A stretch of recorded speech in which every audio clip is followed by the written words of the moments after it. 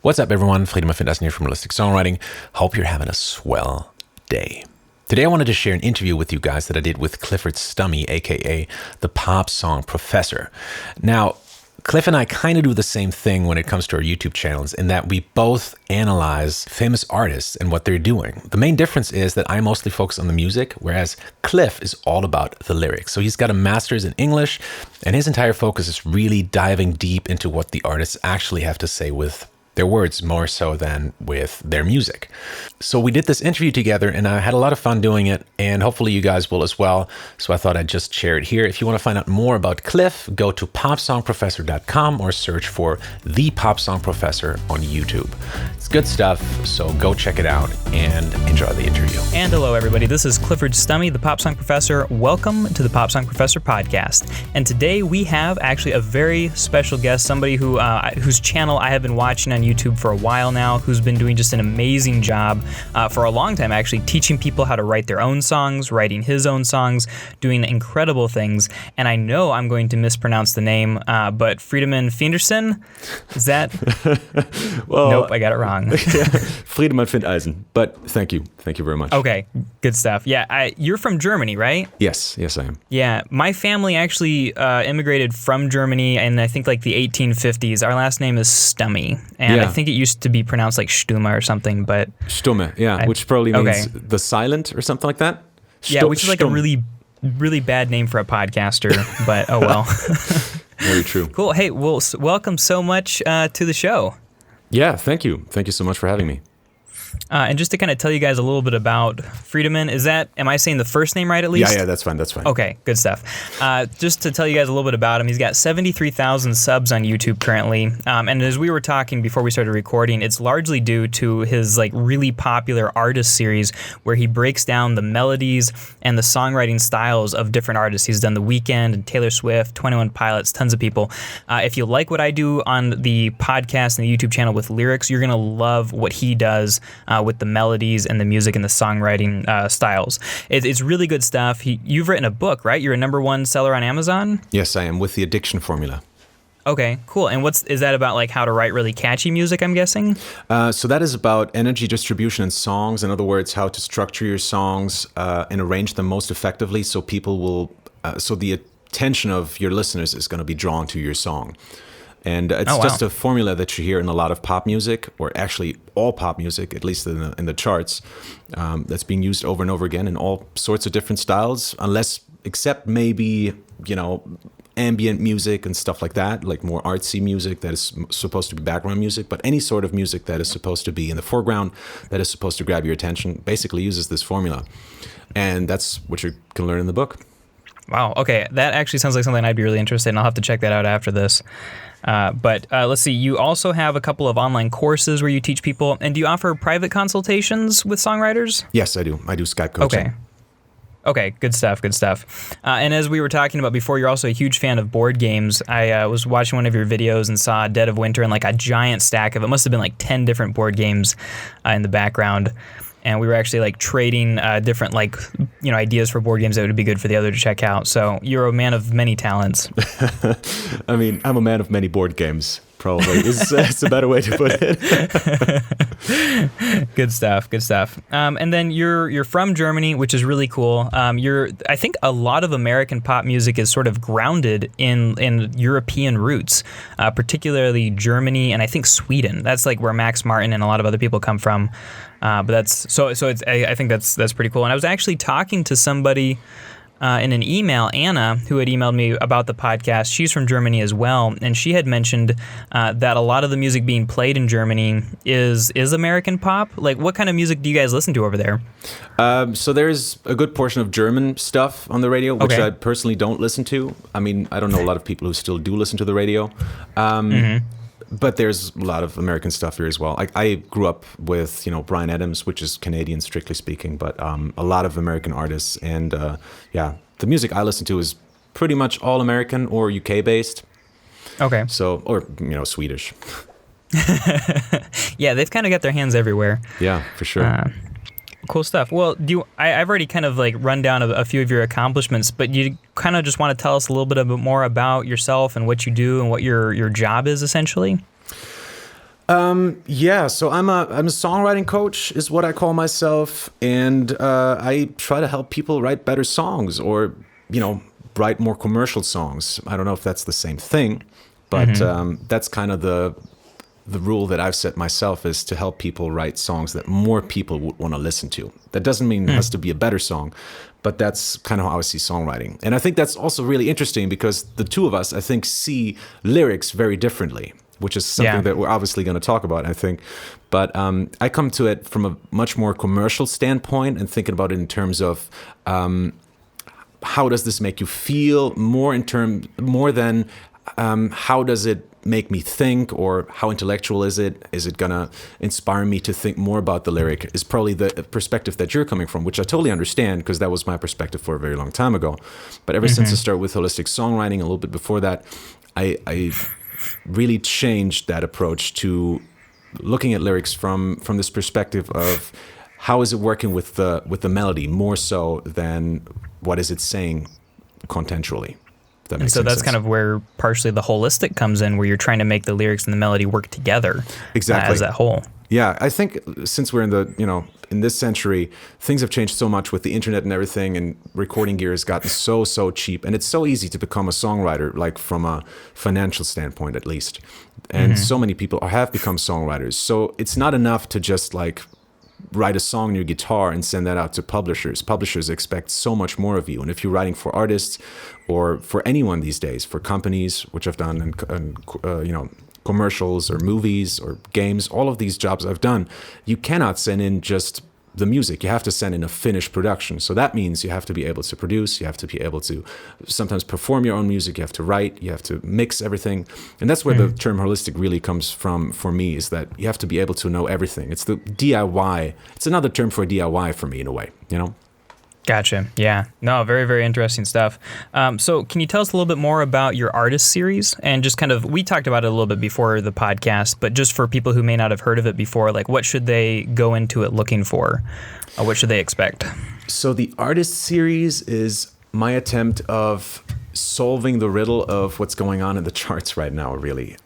So I'm a very analytical mind by nature, which is also why I love board games, coincidentally. The strategy of it, yeah. Yeah, really. And I love listening to music because to me it has a lot of those aspects that board games have, in that it's very logical to me. It's like a formula, You have to figure out the game. And it's not just the music, it's also the image of the artist. So it's those two things that I'm trying to show with the artist series, how the image of the artist, so the marketing and their persona, relate to the kind of music they're putting out. And that includes the lyrics, of course. Yeah, and you talked a lot about that, I think, about Ed Sheeran. Like, you really discussed how his personality manifests itself in the melody. And then you talked about white versus black artists with Taylor Swift and The Weeknd. And like, that was some really, really dope analysis. Well, thank you. Yeah. Okay. Well, yeah. And later on in the podcast, I'd like to ask you a little bit more just about some of the things you did learn, just maybe some summaries or paraphrases of those artist series. But let's see. Oh, yeah. I was actually curious about your opinion on kind of like the state of pop music right now. I know a lot of my listeners are looking for that deep intellectual experience, which it's really hard to find with some pop songs, to be honest. Yeah, definitely. But there are some artists that are showing some more depth and some meaning. And I think like when Katy Perry came out on Twitter and said that her next album was going to be more politically woke, or just to be more like more active, more focused on social justice. And then you have singles from 21 Pilots hitting the top. What kind of role do you think deep lyrics can play in pop music, or is it better just for artists to stay away from it completely and try to just be as catchy as possible? I don't know. I'm just more curious about like where you think all of that fits in. So I think there's a rule in marketing that says people make decisions based on emotions and justify rationally. So that's kind of how I see it with music as well. And for me, the music is really the emotional part of a song, and the lyrics are the rational part, or the logical part that people have to think about a little bit more to understand it. Like, you cannot listen to a song and just, have it in the background and still understand what the song is about. You actually have to listen to the lyrics and have to put in some deeper thought to actually understand what the song is about. You don't have to do that with music. Music can just influence you without any lyrics, which is what can experience from film music, for example, because we don't usually typically pay notice to that. So I think a great lyric can almost never save a bad song, but a great song can often save a bad lyric. That being said, I think, a great lyric is a great lyric, and it can be a big part of your song. And if you listen to artists like Bob Dylan and, the greats, right? Those people didn't have great music, but they had they did have the great lyrics. And back then that was a big thing. Today, with music being a lot more fleeting, and we typically hear songs way less than we used to hear them back in the day, because we Do you think that's just because there are more of them? Yeah, there's so many more. Like, we constantly get bombarded with new artists and new songs, and so we don't really have the time to really focus on lyrics anymore. And the industry has noticed that, and they notice, like, we can still come out with new stuff. We don't have to have all these lyrics. Let's just keep firing them out there. Kind of like impressions instead of like an interaction. Yeah, absolutely. And so I think the pop music, and this is all strictly pop music, right? The music that's in the charts, that's supposed to be targeted at everyone, I think just doesn't use lyrics as a tool anymore to like really grab your attention. For that, you have to go to the alternative market. And that's still a market that really exists, and there's plenty of great songwriters. They're just not in the charts, I think. But if you look at bands like Tool, okay, Tool is maybe a bad example because their last album came out in 2001 or something like that. Like, it's been a long while ago. But there's still plenty of great songwriters out there, and you just have to, where to look. You have to know where to look for them a little bit more. Gotcha. Yeah, and sometimes they do pop up into the charts. Kendrick Lamar, obviously, he feels like more of a genre artist, like where he belongs on the rap charts, but he has been able to like break the top 10 on the Billboard Hot 100, and he's got some deep stuff. But yeah, I definitely agree. Like, the stuff I've been finding is that the artists will talk about something and it'll sound like there's not a meaning there, but sometimes there is. Like, Sia came out with the greatest. Sometimes she has some interesting things to say. Katy Perry tried with Chained to the Rhythm, but yeah, I agree with you. Like, a lot of what I've been seeing too has just been they give that impression, and sometimes they'll give you something deeper to look into, and it seems like it's almost fan service in that case, so that the people can connect with the artist, but they don't want the casual listener to be like, whoa, this is really deep, I need to listen to something that's just fun. All right. Okay, so I was curious, just like the current pop music that we're listening to, stuff that's coming out from like Bruno Mars, The Weeknd. He recently came out with Starboy. Of course, there's Bruno Mars's album. Out of all of that you've been hearing just from the pop market, what's kind of been like your favorite music to listen to recently? That's a difficult question. That wasn't one of the ones that I sent you early. No, I have to think about that because they all have their own appeal to me. I mean, all of the artists that I've done on the Artist series, I really like. Except maybe Coldplay, that's not quite my thing, even though I can accept it for, like, I like it for what it is. It's just not really my thing. All the other artists have something that I really like. It's different things. I'm listening to very different things when I listen to The Weeknd than when I'm listening to 21 Pilots. I personally, I think the thing that strikes a chord with me most is probably 21 Pilots, and it is probably partly the lyrics. And that's really the only band that I really listen to the lyrics to. Well, my listeners will be glad to hear that because they are generally huge 21 Pilots fans. Yeah, I'm a big fan. I really like what they're doing, but also musically. Musically, they're also just really interesting in terms of what they try with their songs. And they're doing so many different things. In every song, like, there's at least one thing that I find very interesting. Yeah. And, in pop music, sometimes there's no things that I find interesting in a song. And 21 Pilots, with every song, they do something that I'm like, oh, wow, I think I've never heard that before. That's cool. Yeah. I mean, you can listen to The Weeknd, and like off of Starboy, there were at least like 5 songs that all sounded like they were just, the same version of the same song. They were just like moody pop R&B fitted for the radio. And of course, every artist is going to have like their unique singles, but it just feels like with a 21 Pilots album that sometimes almost every song could be a single just because it has like that uniqueness. Yeah, for sure. That's definitely a fanboy overstatement. On my channel, people will accuse me of being a fanboy, and I always tell them I'm a fan man instead. But well, it's the beard, isn't it? Yeah. I'm not a fanboy. Fanboys can't grow beards. All right, so I'm curious. When you first started like songwriting, how did you get into it? What caught your interest? I think I wrote my first song when I was 12, and I think it was just because I saw some performer on some show on the TV, and I can't remember what it was, but I just wanted to write something like that. And so I did, and I practiced it with a friend of mine in his basement. And I'm sure it was terrible. I have no recordings of it, so I have no idea what it was. But I didn't. That was kind of a one-time thing. So I wrote that song, if you want to call it that, even. And then for a couple of years, I didn't write anything.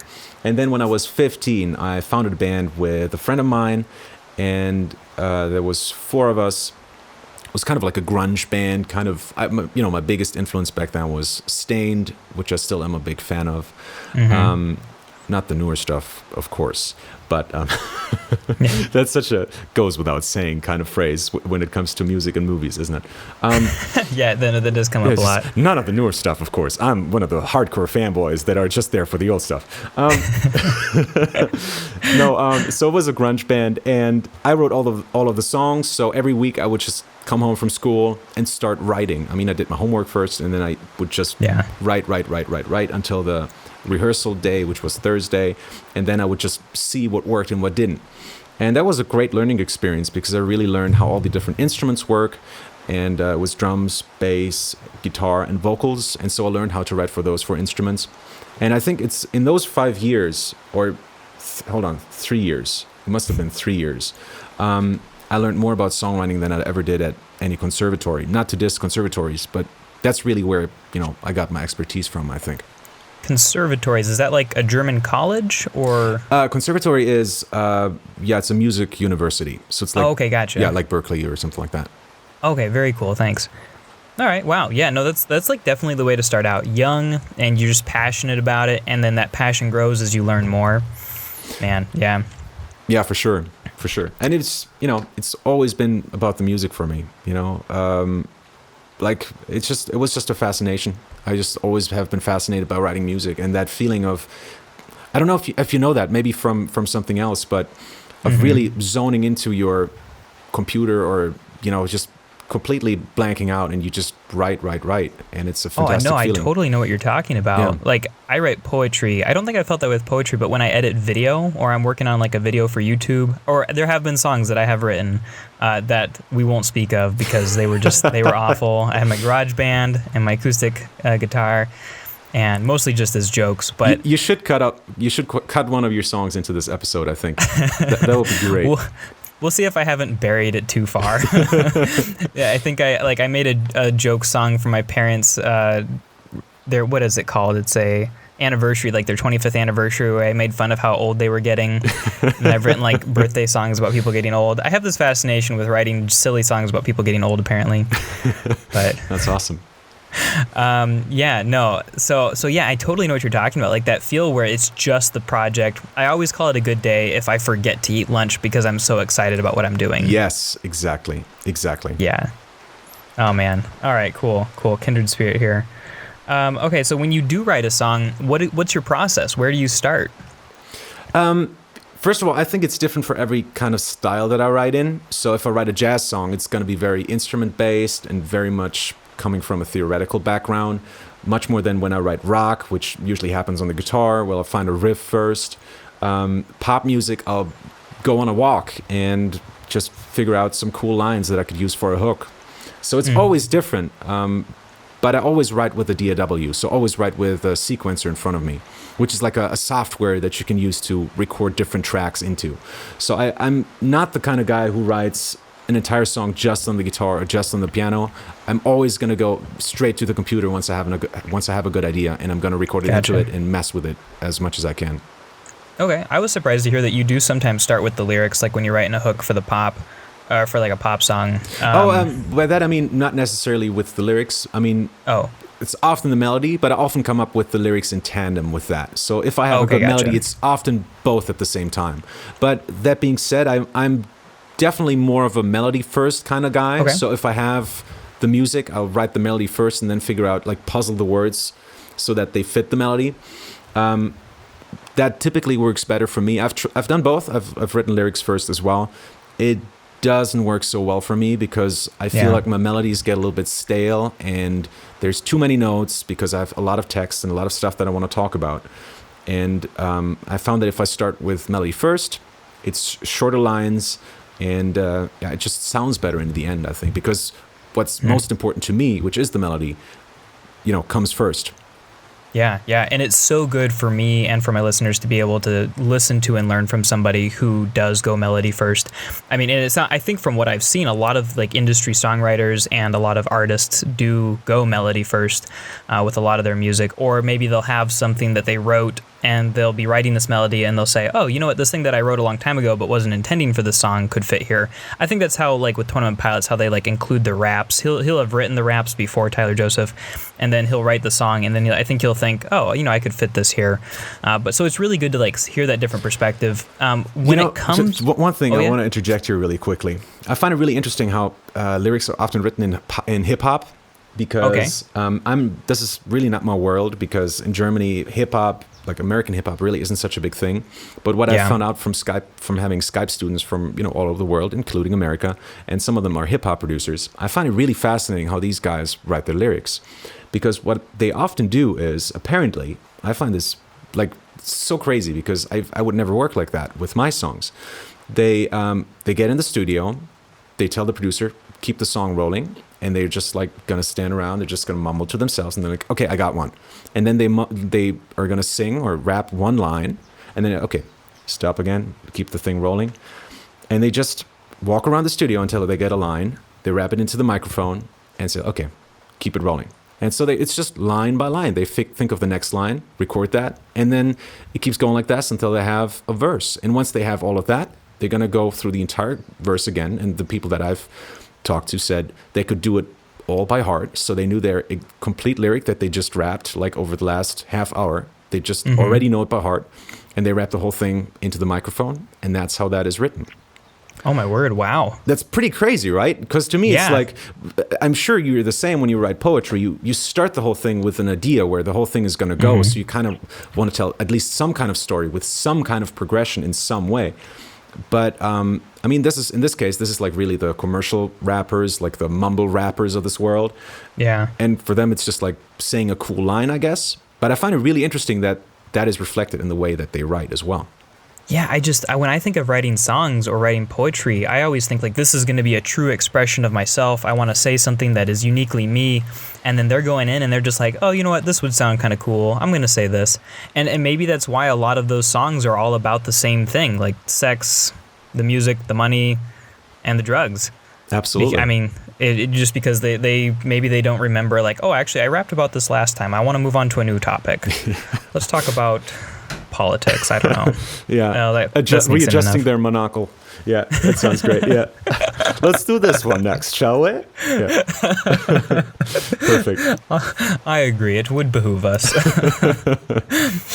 Oh man, good stuff. Okay, thanks for explaining that. Yeah, that really, and I had heard about that process. I read a book called The Hit Machine by John Seabrook that's really good. He explains how music was being produced in the early 2000s. He focused on Rihanna and Katie and Kesha, actually. Mm-hmm. Yeah, I'm reading that at the moment, actually.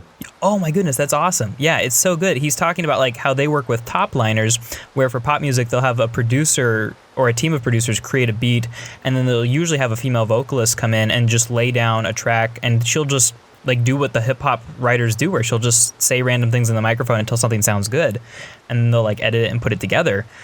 And I wonder, have you ever worked in a situation like that, or do you like write the songs completely yourself and then send them to somebody? It's how I work. I always work by myself, or typically work by myself. For bigger projects, I will work with other people. I sometimes do co-writes with other songwriters and producers, but mostly I write by myself, and it's exactly how I work. When I write my own stuff, it doesn't have to be a singer. I also just sing random words into the microphone. I'm just looking for some interesting sounds, like sometimes it's a vowel that fits really well with a long note or something like that, or it's some plosives or consonants that just create a really nice rhythm, which is a big thing in lyric writing, believe me, actually. I'm not sure if you know this, I don't know, but it's that's a big thing about songwriting, is just figuring out how plosives and consonants can create rhythm, you know? It works the same way with poetry. Oh yeah, of course. Yeah, of course, you're right. Yeah, Shakespeare did stuff like that even. Man, good stuff. Okay. The next question I have, and you'll have to pardon me because my handwriting's really bad here.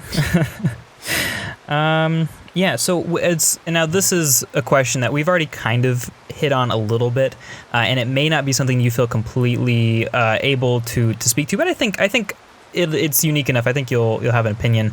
But when it comes to writing a commercial song, particularly a pop song, how would you define good lyrics? And I'm definitely not looking for you to say, well, they're the kind of lyrics that make you think, because obviously like that's not what we're looking for in commercial music. But when you look at the charts and you say, oh, the top 10 songs that are out this week, this one has really like these lyrics detract from the music. Like, how do you judge that? Or do you have any opinions on it? Yeah, for sure. I mean, you're right. There is two different schools of songwriting there. There's one that's the intellectual goodness, that makes you think, versus the commercial goodness that makes you feel something, first and foremost. And with the lyrics, you have much the same thing. So it's not just the music. Lyrics can be very intellectual, thought-provoking, versus feeling-based, serving the music, help you get into the feel. And I find it really fascinating because I read one of your blogs on Bruno Mars's 24 Karat Magic. Oh no, is that the one where I ragged on it? Oh yeah, you did. Oh, and I totally read it. Great. See, but that's really interesting to me because I get where you're coming from. Me personally, I get that from an intellectual point of view. You're absolutely right. But from a commercial point of view, I find it really fascinating because that lyric really works. It has all of the pictures that really pull me back into the music. So his image is this image of like this 70s, 80s kind of pimp, right? Yeah. Who just like wears the most expensive Versace and whatever. So in those lyrics, you got all of these pictures like the pinky rings and perms and all of that kind of stuff that really pulls me into his world, that really gets me to feel like the music more, So it's music that it's lyrics that help me feel the music more, and it's really tied to the melody. That's the second thing. All of the stuff just sounds great, So those are two things that make it a great lyric for me. First of all, it's tied very closely to the image or to the feeling of the song, at least. And secondly, it's tied very closely to the melody. So all the plosives, all the consonants are in the right spots, and the vowels sound nice, if you want to put it in a very strictly theoretical terms. So they add to the melody, and they don't detract, or they don't distract you from like the enjoying the song. Exactly. Like they help you understand what this whole song is about. Gotcha. Okay. Very cool. Yeah. And yeah, no, you read my blog post. I'm just glad you didn't read my blog post about Uptown Funk. I was very naive, and I had just really started seriously thinking about pop lyrics. And I think I did an analysis where I calculated that like 67 to 80% of Uptown Funk was repetitive. And for me, that was like, this is not deep. This is not good. Oh, I'm so angry at this song. But and yeah, again, I get that. If you're a poet, that makes complete sense what you're just saying. But as a lyricist, I'm like, the more repetition, the better, because we want to hone in those few points. Like that has to be clear to the listener, right? If I have a great line, I'm going to repeat it a couple of times with the perfect melody so that you remember it. Yeah, I'm definitely embarrassed about that. And I feel like I was a tad naive. But yeah, really the success of a pop song is how many people buy it or listen to it or stream it. And, no, obviously you don't have to be embarrassed about that because it's your opinion, it's your taste, and that's yours, right? I mean, I can see why you would be angry about that or annoyed about that, because I had much the same experience when I was growing up. I really hated everything that was in the charts, and coincidentally now I'm analyzing them. But yeah, that sounds weird. No, exactly the same here. Like I started out thinking, oh, pop music is stupid, and now I'm the quote unquote pop song professor. Yeah. It's just the way you look at it, right? It just depends on the angle that you come at it from. Yeah, exactly. I learned that. I actually learned that from a Bob Ross video that I just watched recently, because he says because he was talking about lighting, the angle that it's coming from is very important. I don't know why. I just wanted to mention that. Very nice. Yeah, good old Bob Ross. Good old Bob. Okay, so we're kind of getting close to wrapping up here, and I don't want to take up too much of your time. Do you have a little bit of time for a couple more questions? Yeah, sure. Let's go. Okay, cool. And I wanted to kind of delve back into the artist series, and could you summarize some of the things you learned about a couple of those artists, maybe starting with 21 Pilots? And just okay, how so- they write a song? So 21 Pilots, again, my big thing is connecting the image of the artist to the music. And Yeah. one of the big things that I find in 21 Pilots is a sort of dark humor. So they'll talk a lot about suicide and dark stuff like that and death. But they'll do so in a very light way. And often their songs are major, like in major keys. That means a happy key. Their melodies are kind of upbeat. Their grooves are kind of funky and fast. So it's that contradiction in the image that's often picked up in the music as well. Another thing that they often do is the sense of contradiction, contrarianism. And in the show, I say, like, there's a certain irony in talking about suicide and death a lot, but being alive at the same time. So there's a weird twisted irony about that. Again, the dark humor, but it's Yeah. that contrarianism also, like that going against what everyone else is saying. Like everyone else is saying you should be happy, and we're saying no, you don't have to be happy. Sometimes you have to feel pain and feel strong emotions. It's this going against what everyone else is doing, and that you hear in their lyrics a lot as well. With there's one line that Tyler sings. Do you know what it is from the top of your head? Is it this one's a contradiction because of how happy it sounds when the lyrics are so down? Yeah. There's one that goes, there's a few songs on this record that feel common. I'm in constant confrontation with what I want and what is popping. Stuff like that. So that's like a typical 21 Pilots line. If you just heard that line, you would know, or at least have a good idea that it probably is 21 Pilots. Because it's this sense of contrariness. Like, we know what pop is and what we kind of have to do, but we want to do our own thing as much as possible at the same time. Yeah, I think that's from Lane Boy, where they sing about, the industry's telling them, stay in your lane, boy, but we will go where we want to. Exactly. Another great line that exemplifies what I'm talking about. Exactly. So that's another big part, is this contrarianism. And you can hear it in a lot of their music. Like, their melodies often jump outside of the scales, and they'll have like odd meters. So they're not standard 4/4 beats, or something, maybe a 5/4 or 3/4. Their productions are experimental in some cases. Some really fascinating stuff actually happening every now and then. And yeah, I mean, the whole songwriting is just sometimes just really anti. You got a feeling of like, oh, they're just really trying to mess with my brain here. And I personally really love that, because that's how I started writing music, in this very experimental fashion. It gives you a lot to think about. Yeah, exactly. So you come for the cool beats, you stay for the lyrics, and then you start to love them for just like how much it makes you think. Yeah, exactly. I mean, it's the whole image that you fall in love with, right? It's the whole idea of that.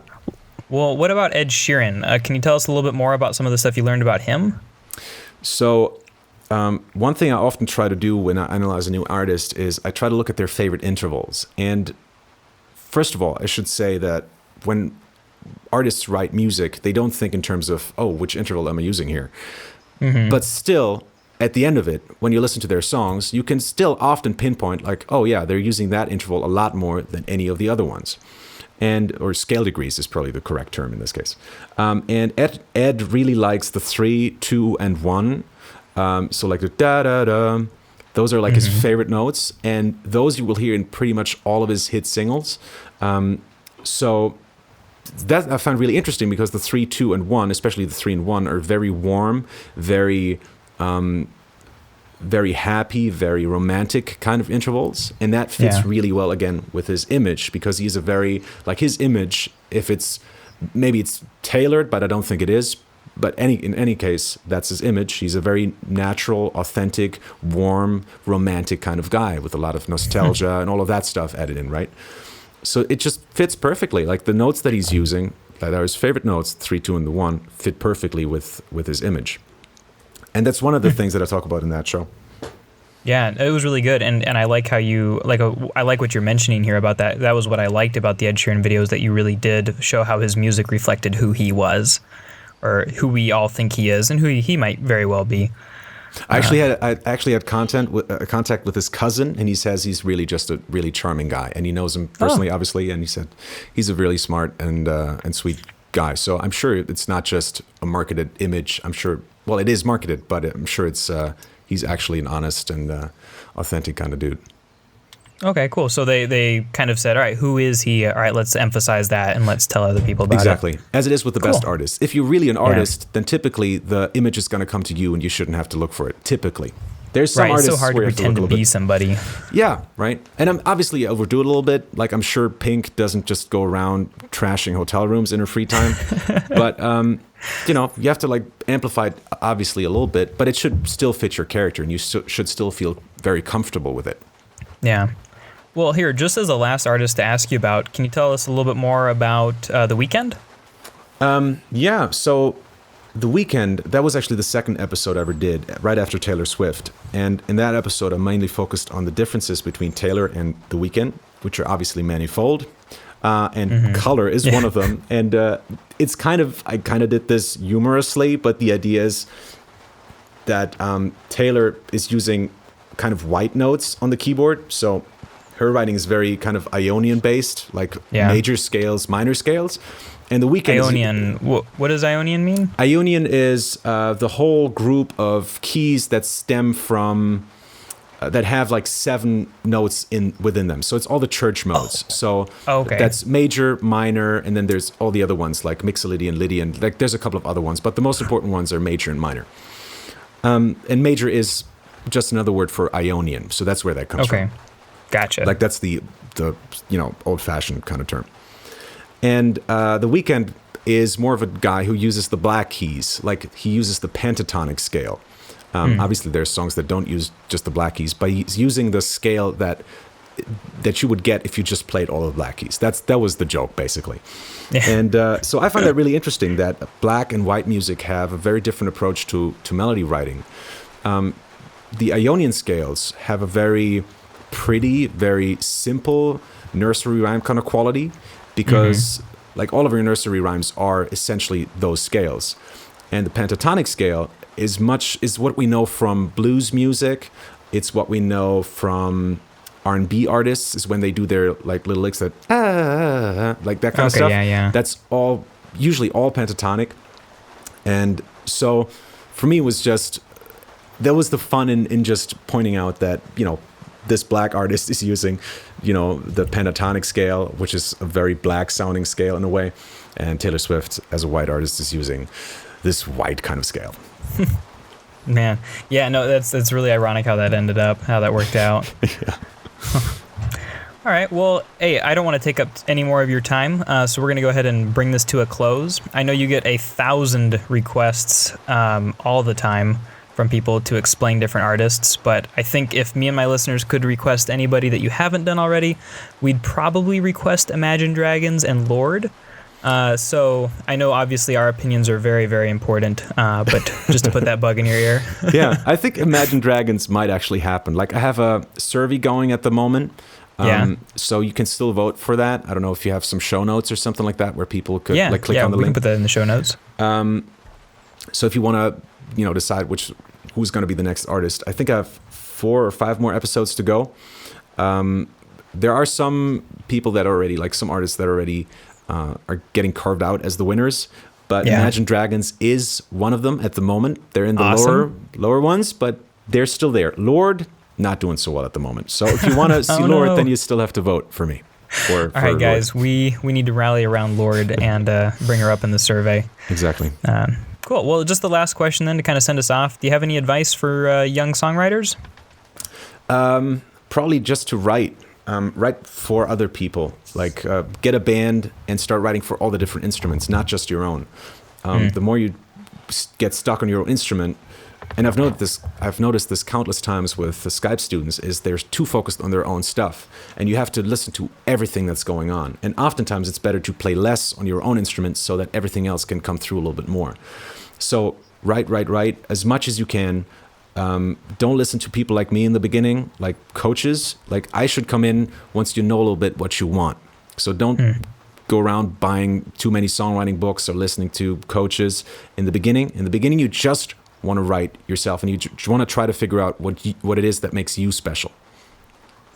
Gotcha. Okay. Awesome advice. Yeah, like find your voice and then wait to critique it until you've really figured out who you are as a songwriter. Exactly. Like figure out who you are as a person and songwriter, and then have someone help you bring that out even more. Interesting. Okay. Well, thanks. Hey, is there anything that we can pimp out for you, or anywhere that we can go and check out things that you think that my listeners would find interesting with your stuff? I can put a link to your book on Amazon in the description. We'll put a link to that survey. Is there anything else that we can go check out? Well, the artist series, obviously, because we've talked about that for we'll forever. Put that down there. Other than that, just check out the blog.holistic-songwriting.com. That's pretty much it. That's where you're going to find all of my stuff. And if you want to contact me, you can write me at holistic-songwriting.com. Okay. Good stuff. All right. Well, hey, thanks so much for being on the podcast. We have definitely enjoyed this. I think I speak for everybody listening or listening in the future. And we'll definitely check out some of your stuff and hope to hear from you again in the future. Cool. Thanks for having me.